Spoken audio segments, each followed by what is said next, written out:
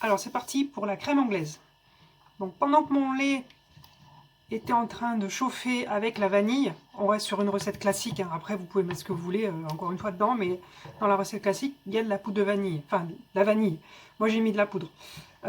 C'est le plus économique, pour si vous ne maîtrisez pas, vaut mieux pas mettre une gousse de vanille un peu chère. Donc pendant que c'est en train de chauffer, j'ai largement le temps de blanchir mes jaunes d'œufs avec mon sucre. Comme ça, je gagne du temps.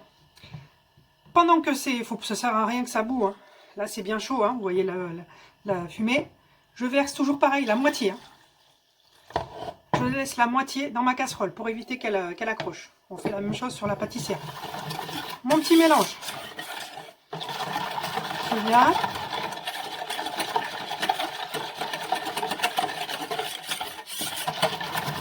Hop. Je mélange bien. Et tout ça, je vais venir le verser dans ma casserole. Hop. Et là, je vais cuire ma crème anglaise.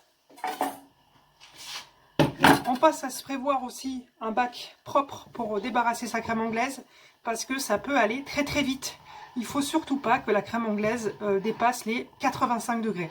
Alors, pour les pâtissiers, en général, ils utilisent un thermomètre. En cuisine, on ne l'utilise pas parce que vous êtes des bourrins, on ne va pas se mentir, et que vous ne savez pas les utiliser. Donc, même sans avoir de thermomètre, c'est facile. Déjà, le geste, en 8, comme ça. On s'occupe de racler le fond de la casserole pour éviter que ça accroche, en 8. Et ensuite, on fait un petit peu sur les bords aussi. Bon, alors là, j'en ai mis à côté, mais c'est pas grave. Alors moi, j'ai fait avec une Maris, parce que j'ai pas de spatule comme vous avez en plastique. J'ai des spatules en bois, c'est pas top top. Donc voilà. Donc là, en fait, en général, hein, quand on a encore cette petite mousse, c'est que c'est pas cuit. Qu'est-ce que je voulais vous dire? Oui, ce geste, il s'appelle vanner. C'est un terme technique.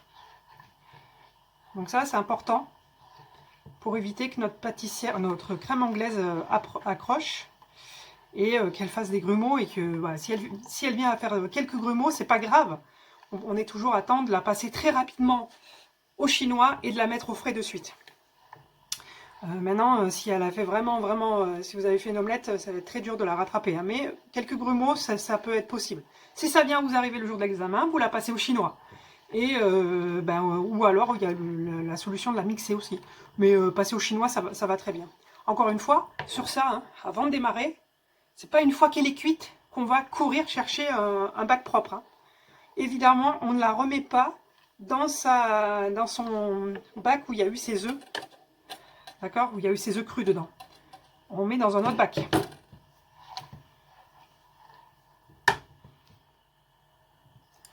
Donc cette crème anglaise, elle va nous servir pour faire des œufs en neige. Donc œufs en neige qui s'appelle aussi île flottante. Donc pour vérifier ma cuisson, alors je prends la cuillère pour vous montrer, ça sera plus facile, vous verrez mieux. Hop, voilà, je fais un peu des grains. Je fais comme ça. Ah bah vous voyez pas, attendez. Donc pour vérifier la cuisson, je me mets comme ça. Et là, ça retombe pas, donc c'est que c'est cuit.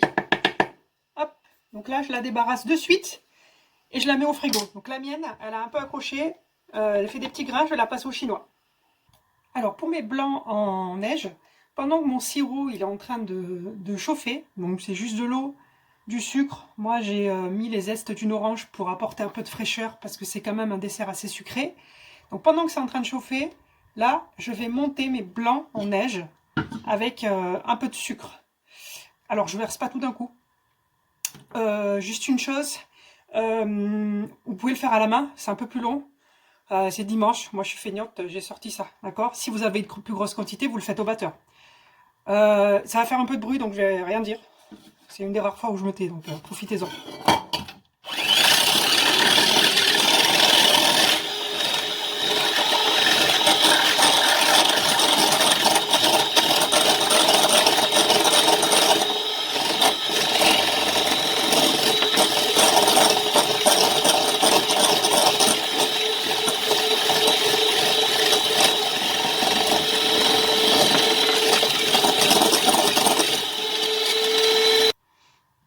ajouté mon sucre en 3 fois, d'accord? Je le monte une première fois, j'ajoute un peu de sucre, je monte, je continue, et voilà. Donc on a quelque chose d'assez ferme. Alors, une fois que c'est ferme comme ça, on évite de le retravailler, d'accord, de le remélanger. Sinon, vous allez le rendre liquide.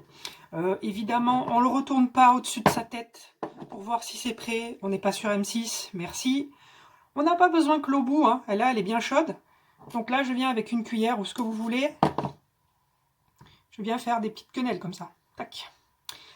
Une chose, il faut les laisser maximum 1 minute. Parce que si vous les laissez plus d'1 minute, ça retombe.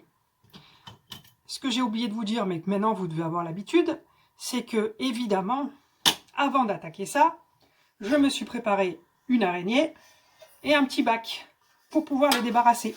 C'est pas au moment où il faut les débarrasser que je cours. Donc là, hein, bon, elle est un peu grande mon araignée, mais bon. Hop.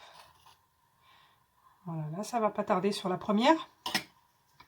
Donc là, délicatement, avec amour, hein, comme d'hab, je viens et je la retourne. Et là, dans 30 secondes, je la sors.